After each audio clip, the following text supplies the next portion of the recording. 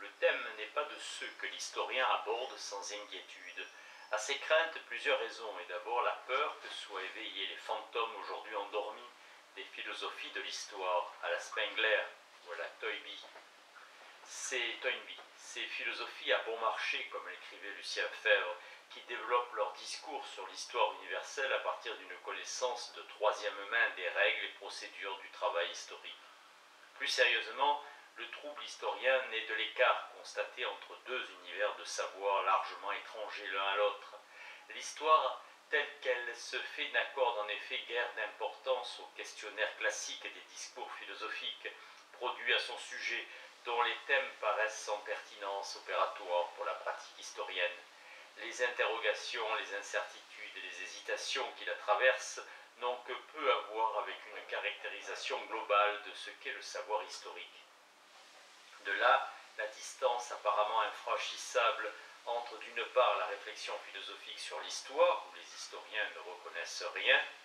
ou quasi rien de leurs pratiques et de leurs problèmes, et d'autre part les débats noués à l'intérieur même de l'histoire sur la définition, les conditions, les formes de l'intelligibilité historique, et où se trouvent formulées, sans référence à la philosophie, nombre de questions pourtant pleinement philosophiques. La philosophie de l'histoire de la philosophie. Tisser un dialogue entre philosophie et histoire suppose donc que meilleure mesure soit prise des méconnaissances réciproques et de leur raison. Pour les historiens, la philosophie est comme biface, d'un côté l'histoire de la philosophie, de l'autre la philosophie de l'histoire. Or, ni l'un ni l'autre genre ne se trouve de plein pied avec l'histoire telle qu'elle s'est construite depuis un demi-siècle. L'histoire de la philosophie, qui aurait pu constituer le plus immédiat des lieux de rencontre, a été en fait, dans la tradition française au moins, l'occasion de manifester les plus grandes différences. Pour Febvre et les historiens des premières annales, l'histoire de la philosophie telle que l'écrivent les philosophes a illustré le pire d'une histoire intellectuelle désincarnée, repliée sur elle-même, vouée vainement au jeu des idées pures. Cette critique ancienne, formulée dans un vocabulaire qui ne serait sans doute plus le nôtre, indique bien le malaise perpétué des historiens devant une histoire de la philosophie qui postule l'absolue liberté de la création intellectuelle, totalement détachée de ses conditions de possibilité, et l'existence autonome des idées, déboîtée des contextes où elles s'élaborent et circulent. En ses développements les plus puissants, l'histoire de la philosophie n'a pas entendu combler cet écart avec l'histoire des historiens. Tout au contraire, pourrait-on dire, à partir du moment où elle définit son objet comme l'analyse objective des structures de l'œuvre, ou encore la mise à nu des structures démonstratives et architectoniques de l'œuvre,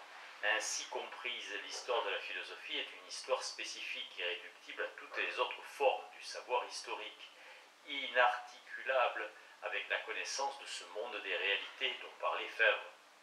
Ce statut propre, qui soustrait absolument la philosophie à l'interrogation historienne ordinaire, tient au fait que l'histoire de la philosophie est philosophie elle-même, ou, selon la formule hegelienne, est l'essentiel pour la science de la philosophie. Ce rapport original unique qu'entretient la philosophie avec sa propre histoire fonde un objet singulier constitué à partir du présent de la discipline. L'esprit philosophique s'affirme comme le créateur de l'histoire de la philosophie, car c'est son activité qui confère ici aux objets de l'histoire leur valeur d'objet digne de l'histoire. C'est donc la pensée philosophique de l'historien de la philosophie qui érige la doctrine intrinsèque en objet. D'où d'abord le postulat du caractère spécifique du donné philosophique présent en chaque doctrine, un donné qui non seulement est tenu comme irréductible aux circonstances historiques de son apparition, mais plus encore est pensé comme non strictement historique,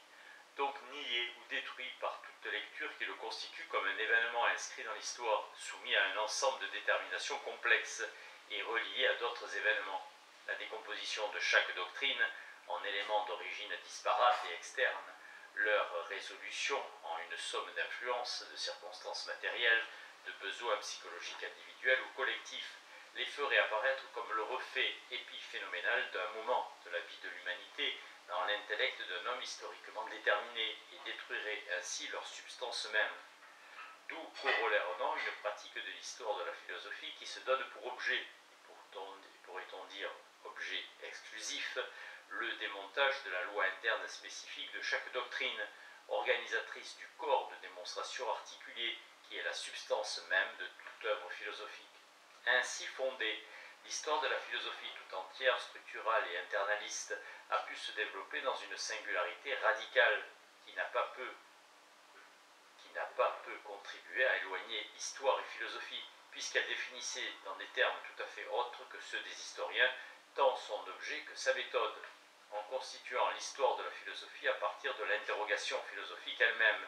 et d'elle seule, en affirmant non seulement l'irréductibilité du discours philosophique à toute détermination, mais plus encore l'impossibilité même de penser historiquement l'objet philosophique, puisque faire ainsi est en fait le détruire. L'histoire philosophique de la philosophie, monopole de philosophe, instituer une déshistoricisation radicale de sa pratique, qui est là une manière toute philosophique de consacrer l'éminente dignité de la position et de la posture philosophique, ni déterminée ni préoccupée par la contingence historique, ne fait guère de doute, même si au plus tôt, surtout si une telle perspective conduit à une très rigoureuse lecture des œuvres, guidée par le souci de comprendre l'ordre de leur raison. De l'histoire de la philosophie, les historiens et d'autres peuvent toutefois avoir une idée différente qui substitue à la question des conditions de détermination de la vérité philosophique, qui seule permet d'établir la valeur ou la réalité philosophique de certaines doctrines, partant de la pensée philosophante, question que Martial Guéroult plaçait au centre de sa dianoématique, celle des conditions sociales de production et de réception des discours tenus pour philosophiques dans telle ou telle économie de discours, question qui justement est l'impensée fondamentale de toute la philosophie. Une semblable interrogation a-t-elle valeur opératoire pour l'analyse des œuvres? On sait bien que certaines des tentatives faites pour articuler un discours philosophique et les structures de la société où il est apparu ont laissé de fâcheux souvenirs par leur réductionnisme hâtif et leur déterminisme naïf. La légitimité d'une interprétation socio-économique d'un système intellectuel, pour reprendre la formule de John Elster dans son livre sur Leibniz, exige une autre démarche que la mise en relation directe d'un discours et d'une position sociale, une démarche qui avant tout repère les transferts de paradigme d'un domaine à un autre, en l'occurrence du discours économique au discours philosophique, ou encore l'utilisation d'analogies qui rapproche des univers conceptuels disjoints, chez Leibniz celui du social et celui de la métaphysique. Penser la possible réinsertion de l'histoire de la philosophie dans l'histoire de la production culturelle et donc dans l'histoire tout court n'est pas nécessairement annuler le donné philosophique du discours philosophique, mais tenter de comprendre sa rationalité spécifique dans l'historicité de sa production et de ses relations avec d'autres discours. Les manières d'entendre l'histoire de la philosophie constituent donc à l'évidence l'un des premiers enjeux des relations entre philosophie et histoire. Renoncer à Hegel. À cette première antinomie entre l'histoire philosophique de la philosophie et l'histoire historienne s'en ajoute une seconde. Depuis longtemps conceptualiser cette connaissance historique et philosophie de l'histoire, ou mieux, histoire philosophique selon l'expression hegelienne. C'est bien à Hegel, en effet, qu'il faut revenir si l'on veut comprendre correctement la distance marquée entre les pratiques des historiens et la représentation philosophique de l'histoire. Dès la première ébauche de l'introduction aux leçons sur la philosophie de l'histoire, qui date de 1822, la distinction est fermement établie entre toutes les formes d'histoire pratiquées par les historiens, l'histoire originale des anciens ou des chroniqueurs médiévaux, l'histoire universelle à la Ranke, l'histoire pragmatique, moralisante, l'histoire critique et philologique, enfin les histoires spéciales vouées à un domaine particulier, et l'histoire philosophique à construire, qui est la seule véritable histoire, puisque son objet est, selon la définition donnée dans le cours, prononcée par Hegel en 1830, la manifestation du processus divin absolu de l'esprit dans ses plus hautes figures, la marche graduelle par laquelle il parvient à sa vérité et prend conscience de soi. Les peuples historiques et les caractères déterminés de leur éthique collective, de leur constitution, de leur art, de leur religion, de leur science, constituent les configurations de cette marche graduelle. Les principes des esprits des peuples, Volksgeist, dans la série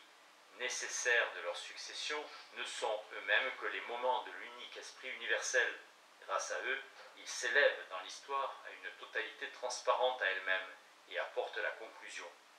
Nécessité, totalisation, finalité, autant de notions fondamentales qui ont longtemps charpenté les discours philosophiques sur l'histoire, dans une fidélité plus ou moins grande à Hegel.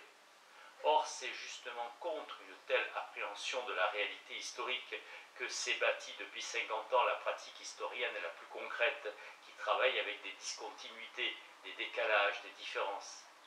De cet écart, le constat le plus aigu est sans conteste celui porté par Michel Foucault dans tout un ensemble de textes de la fin des années 60. La réponse au cercle d'épistémologie en 1968, l'archéologie du savoir en 1969, l'ordre du discours en 1970, où il oppose terme à terme l'idée de l'histoire généralement admise par les philosophes, traversée par la référence hegelienne, et le travail effectif des historiens. Pour l'histoire telle qu'elle est pratiquée et qui est mise en œuvre sérielle de sources massives, les notions fondamentales qui s'imposent maintenant ne sont plus celles de la conscience et de la continuité, avec les problèmes qui leur sont corrélatifs, de la liberté et de la causalité. Ce ne sont pas celles non plus du signe et de la structure. Ce sont celles de l'événement et de la série, avec le jeu des notions qui leur sont liées, régularité, aléa, discontinuité, dépendance, transformation. Lecteur attentif de ce qui désigne comme une histoire nouvelle dans l'archéologie du savoir, et qui est constituée avant tout par les grandes thèses et recherches françaises des années 1950 et 60 sur les mouvements des prix et des trafics de la brousse à Chaunu,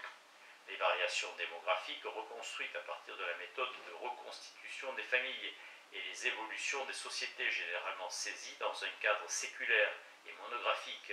du Beauvaisis au Languedoc, d'Amiens à Lyon ou Caen. Foucault repère dans ses travaux menés sur le terrain et aucunement porteurs d'une théorie explicite de l'histoire une double originalité intellectuelle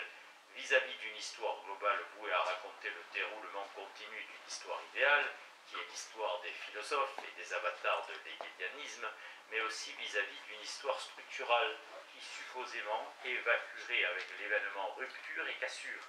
Le diagnostic porté sur l'histoire telle qu'elle est dans les années 1960 focalise donc l'attention sur le concept qui la différencie le plus de l'héritage laissé par l'histoire philosophique, celui de discontinuité. Dans leur pratique, les historiens ont décidément rompu avec une pensée de la totalité qui identifie le principe unique, l'esprit substantiel universellement présent dans les différentes formes ou sphères qui le réalisent à un moment donné, l'État, la religion, le droit, les mœurs, et une pensée de la continuité qui postule l'unité de l'esprit à travers ses différentes, successives et nécessaires particularisations historiques. L'histoire sur le tas procède autrement. Elle fait un usage réglé de la discontinuité pour l'analyse des séries temporelles et tente d'établir les relations qui articulent les séries diverses et entrecroisées sans les rapporter tout au principe universel qui imprègne toutes les sphères particulières de la vie. Histoire nouvelle contre histoire philosophique, les annales contre Hegel. Le destin de cette antinomie n'est pas sans intérêt. D'un côté, c'est la philosophie elle-même qui s'est déprise du projet hegelien en prenant pour impossible de penser et produire cette philosophie de l'histoire universelle que les leçons de 1830 entendaient fonder. De ce renoncement à Hegel, de cette sortie de l'hegelianisme, la modalité majeure n'est pas celle de la réfutation, mais plutôt celle de l'écart, du déplacement.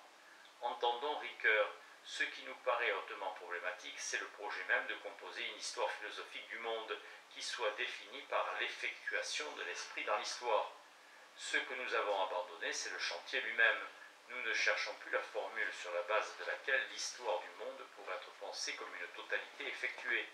L'intelligibilité de l'histoire est ainsi séparée de tout projet de totalisation, que ce soit à l'échelle de chaque moment historique particulier ou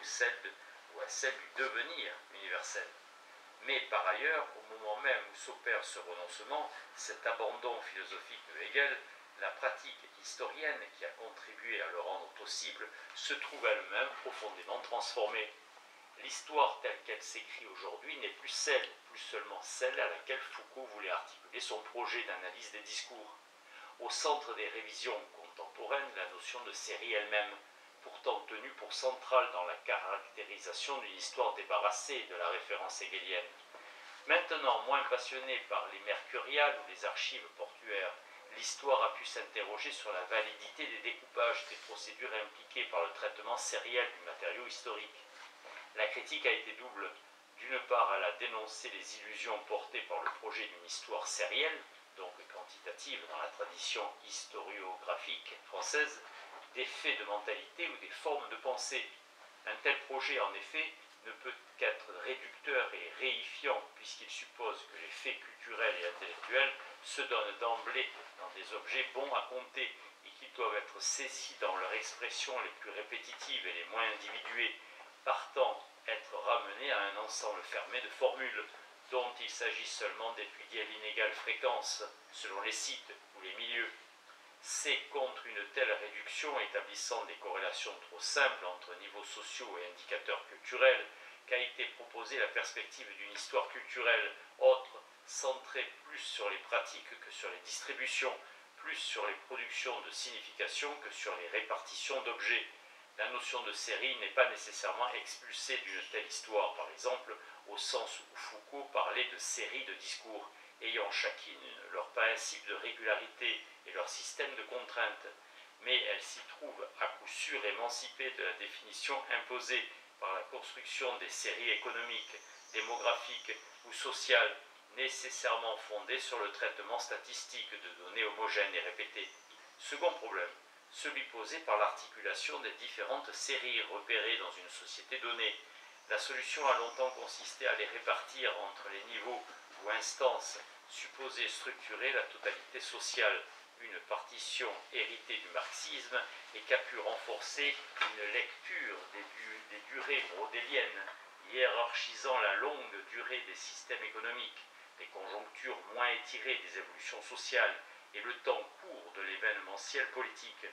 Une telle conception, qui suppose une définition stable des différentes instances identifiables dans toute société, quelle qu'elle soit, qui implique un ordre des déterminations et qui postule que les fonctionnements économiques ou les hiérarchies sociales sont producteurs des représentations mentales ou idéologiques et non produits par elles, n'est plus guère recevable ni reçue. En des modalités diverses, la recherche historienne a tenté de penser autrement la lecture des sociétés en s'efforçant de pénétrer les chevaux des tensions qui les constituent à partir d'un point d'entrée particulier, qui peut être un événement majeur ou obscur, la trajectoire d'une vie ou l'histoire d'un groupe spécifique. De là, nombre des formes de l'histoire aujourd'hui bien différentes de celles évoquées par Foucault dans les années 68-70. La microstoria en Italie, l'anthropological mode of history pratiqué par certains historiens américains, le retour à l'étude de l'événement en France. Dans tous les cas, il s'agit bien d'aller aux structures, non pas en construisant différentes séries, ensuite articulées les unes avec les autres, mais à partir d'une appréhension tout ensemble ponctuel et global de la société considérée, donnée à comprendre au travers d'un fait, d'une existence, d'une pratique. Le programme explicité par Foucault déterminait quelle forme de relation peut être légitimement décrite entre les différentes séries, s'en trouve sans conteste formulé en des termes neufs, exigeant que soient élaborées à la frontière de la pratique historienne et de la réflexion philosophique de nouvelles questions. Ce sont certaines d'entre elles que nous voudrions maintenant évoquer.